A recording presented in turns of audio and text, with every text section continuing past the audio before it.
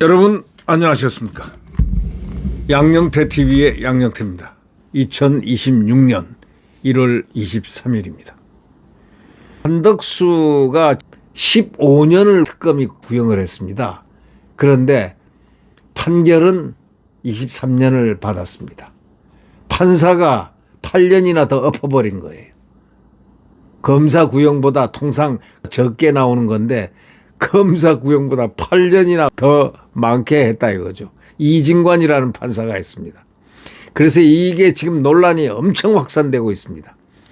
재판이 그거냐, 법리보다 정치 앞선 판결 아니냐 하고 논란이 요즘 아주 시끄럽습니다. 네.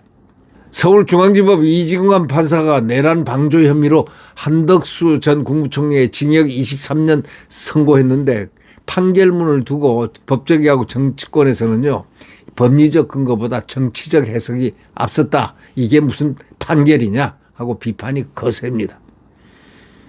사법부 스스로가 정치적 행위자로 전락한 사례라는 지적이 지금 나오고 있습니다.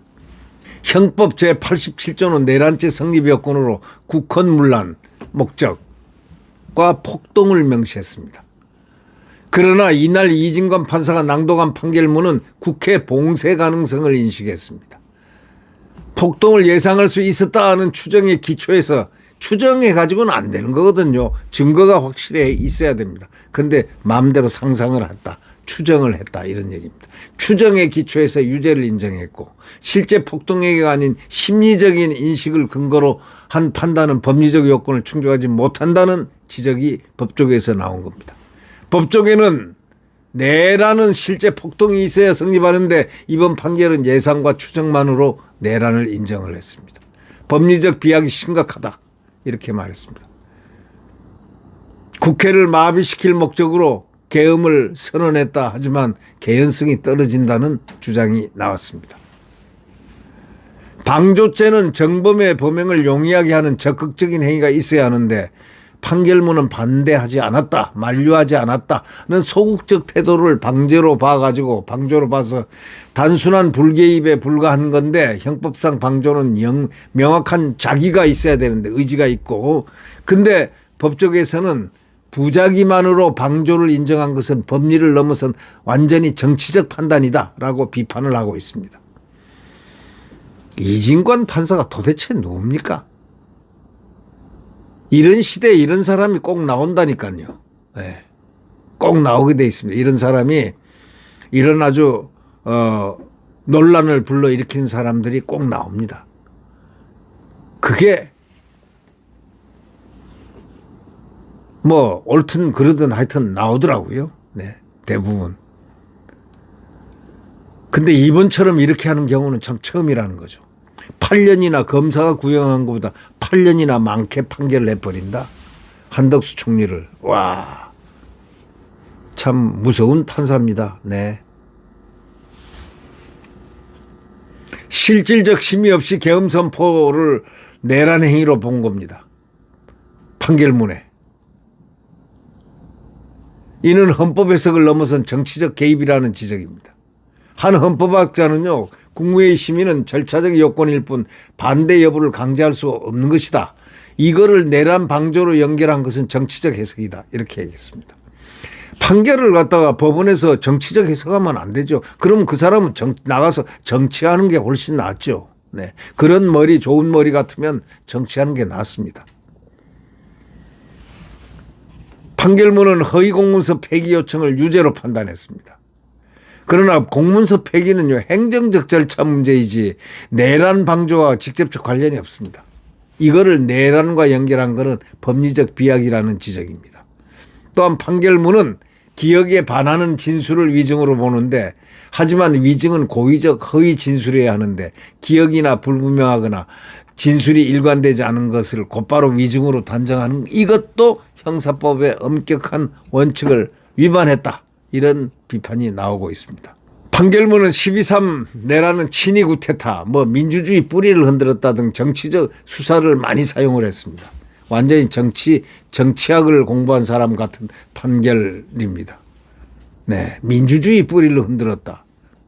뭐 이런 정치적 수사 친이구태타다. 뭐 이런 거 말이죠. 이거는 법적 판단이라기보다 역사적 정치적 평가에 가깝다는 겁니다. 양형 이유에서 국민의 용기 덕분에 부상자가 없었다는 표현 역시 법적 근거가 아닌 정치적 수사에 불과한 겁니다. 아니 국민이 어쨌다는 겁니까? 군인들을 조졌다는 겁니까? 말겠다는 겁니까? 두들겨 팼다는 겁니까? 뭡니까? 국민의 용기 덕분에 부상자가 없었다. 군인하고 뭐 어디 붙은 적이 있습니까?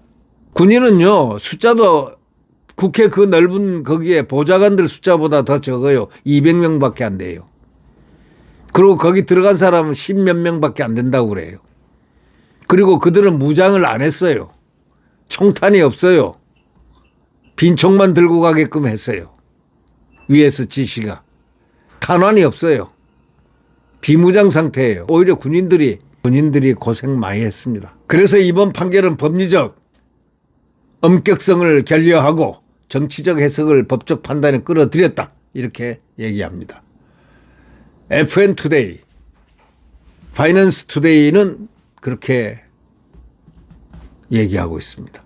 사법부가 스스로 정치적 행위자로서 전락했다. 그 순간 법치주의의 근간은 흔들린다. 이런 얘기죠. 검사의 15년 구형을 넘어서는 23년을 판결한 이진관 판사에 대해서 국민 상당수가 분노가 표출되고 있는 가운데 사법부가 정치 판결을 하고 있다는 목소리가 거세다. 이렇게 말미를 치고 있는데요.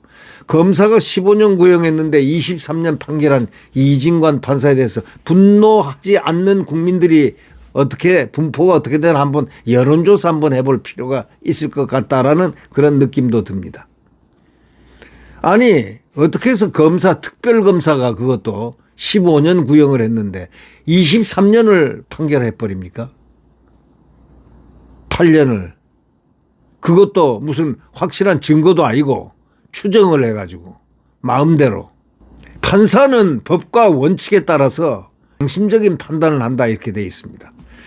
그래서 대법원에 가면은 이케의 여신이 이 저울을 갖고 이렇게 공평하라는 뜻으로 균형을 딱 저울을 들고 있는 그런 조각상이 있지 않습니까?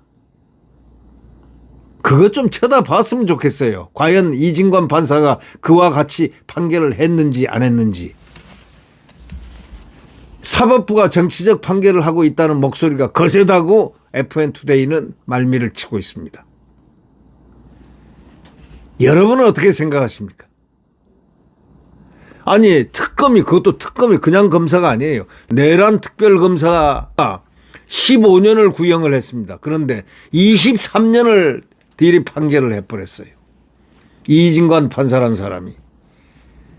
그래서 국민 상당수가 지금 분노가 표출되고 있다라는 사실을 지금 적시를 하고 있습니다. 사법부가 정치 판결을 하고 있다는 목소리가 거세다.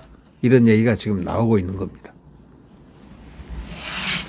네, FN투데이의 기사를 읽으면서 여러분과 함께 공유를 해봤습니다. 답답한 오늘입니다. 아니 사법부가 이러한 비판을 받는다면 그 이진관 판사란 분은 아주 위인이네요.